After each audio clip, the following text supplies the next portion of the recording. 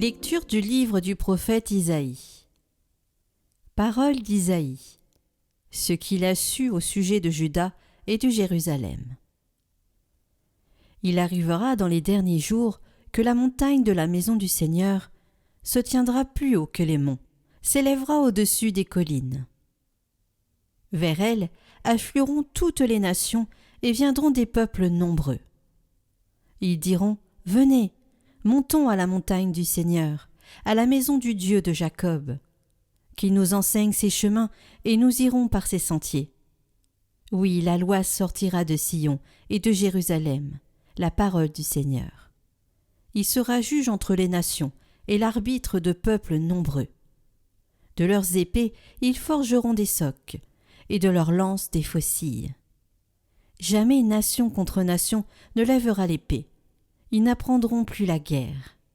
Venez, maison de Jacob, marchons à la lumière du Seigneur.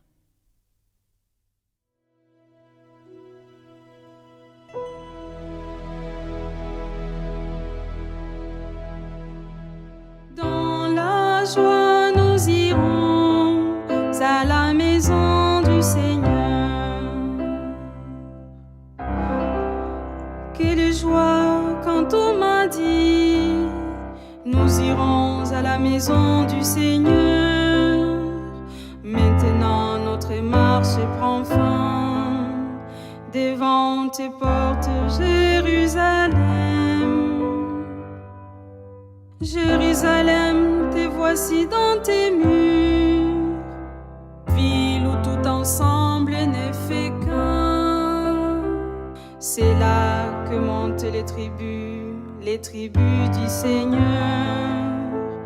C'est là qu'Israël doit rendre grâce au nom du Seigneur.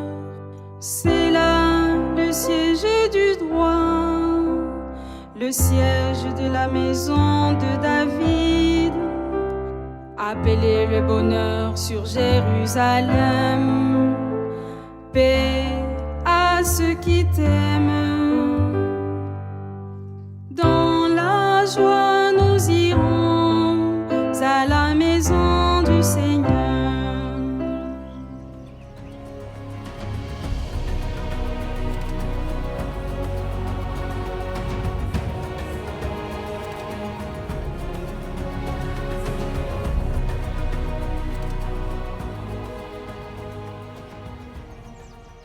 Évangile de Jésus-Christ selon saint Matthieu. En ce temps-là, comme Jésus était entré à Capharnaüm, un centurion s'approcha de lui et le supplia. « Seigneur, mon serviteur est couché à la maison, paralysé, et il souffre terriblement. » Jésus lui dit : « Je vais aller moi-même le guérir. » Le centurion reprit : « Seigneur, je ne suis pas digne que tu entres sous mon toit, mais dis seulement une parole et mon serviteur sera guéri. Moi-même qui suis soumis à une autorité, j'ai des soldats sous mes ordres. À l'un je dis : va, et il va. À un autre, viens, et il vient. Et à mon esclave, fais ceci, et il le fait. » À ces mots, Jésus fut dans l'admiration et dit à ceux qui le suivaient : « Amen, je vous le déclare. Chez personne en Israël je n'ai trouvé une telle foi. Aussi je vous le dis, beaucoup viendront de l'Orient et de l'Occident, et prendront place avec Abraham, Isaac et Jacob, au festin du royaume des cieux. »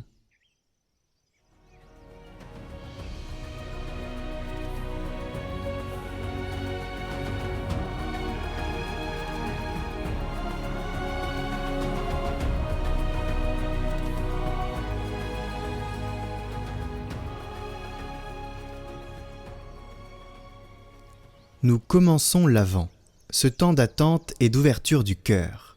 L'évangile d'aujourd'hui nous place face à une foi inattendue, celle d'un centurion romain, un homme étranger à Israël, un militaire habitué à l'ordre et à la hiérarchie. Et c'est justement par ce langage d'obéissance qu'il rejoint le mystère de Dieu. Je dis à l'un va et il va. Ce païen comprend avant les autres que la parole du Christ agit avec autorité. Il suffit qu'elle soit dite, et la guérison advient. Voilà pourquoi, à chaque messe, nous répétons ces mots avant de communier. Seigneur, je ne suis pas digne que tu entres sous mon toit, de te recevoir, mais dis seulement une parole et je serai guéri. Nous reconnaissons, comme lui, mais avec son serviteur, que nous ne méritons pas la visite de Dieu, mais que sa parole seule suffit à nous guérir. C'est la plus pure expression de la foi. Accueillir sans voir, croire sans toucher, se remettre entièrement à la présence d'un mot divin. Isaïe annonçait déjà ce germe qui pousserait sur la terre. Une gloire humble, une nuée protectrice au-dessus du peuple. Ce germe, c'est le Christ, venu laver la souillure, purifier Jérusalem par le feu de l'Esprit. Et ce feu descend maintenant dans chaque âme qui croit comme le centurion. À l'entrée de l'Avent, la liturgie nous invite à retrouver cette foi confiante, non pas celle qui exige des signes, mais celle qui s'appuie sur une parole. Croire, c'est laisser le Christ dire en nous « Va, sois purifié, sois relevé ». Celui qui croit ainsi marche déjà vers la maison du Seigneur, en chantant « Quelle joie quand on m'a dit nous irons à la maison du Seigneur ». Saint Bernard, dans son feu mystique, nous rappelle que le Seigneur viendra encore. Non plus caché dans l'humilité, mais glorieux dans la lumière. Le premier avant prépare le dernier. Celui où Dieu remplira toute la terre de sa majesté, en attendant que notre âme soit ce toit pauvre, mais ouvert où Dieu puisse entrer. Que notre foi soit celle du centurion, simple, totale, efficace.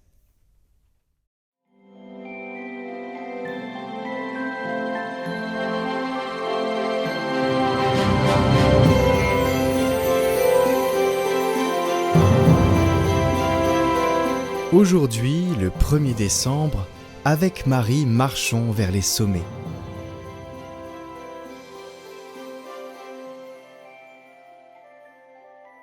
L'effort du jour, c'est d'être attentif aux besoins de notre prochain. Venez, montons à la montagne du Seigneur, à la maison du Dieu de Jacob, qu'il nous enseigne ses chemins et nous irons par ses sentiers. Oui, la loi sortira de Sion et de Jérusalem la parole du Seigneur.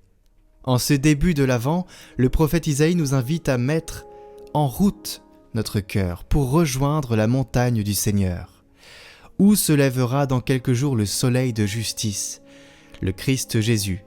Mais dans quelle direction aller ? C'est aussi le prophète Isaïe qui nous donne la réponse. Nous irons vers la Sainte Vierge pour aller adorer avec elle l'enfant Jésus qui va naître dans la pauvre crèche de Bethléem. Elle est en effet la nouvelle Jérusalem par qui vient au monde la parole du Seigneur. Le Verbe de Dieu, Jésus notre Sauveur. Être chrétien, c'est témoigner de notre unique Sauveur, Jésus-Christ, et tourner les âmes vers lui. C'est par la charité que nous montrerons que nous lui appartenons. Oui, montons à la montagne du Seigneur, sur son sommet, que nous atteindrons en suivant Marie, la première de cordée. Nous serons plus proches du ciel.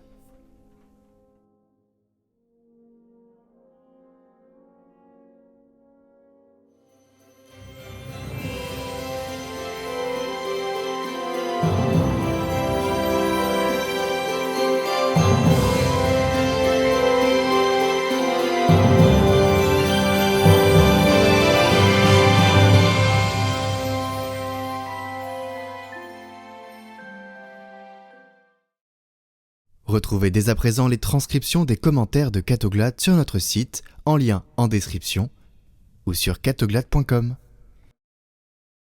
Chers amis, la mission Catoglade a besoin de vous. Nous faisons un appel aux dons pour continuer notre mission à distribuer et répandre la parole avec de multiples projets. Merci à vous de nous soutenir. Faites un don pour la mission Reçu fiscal possible. Le lien est dans la description. Nous vous remercions pour votre soutien et vos prières.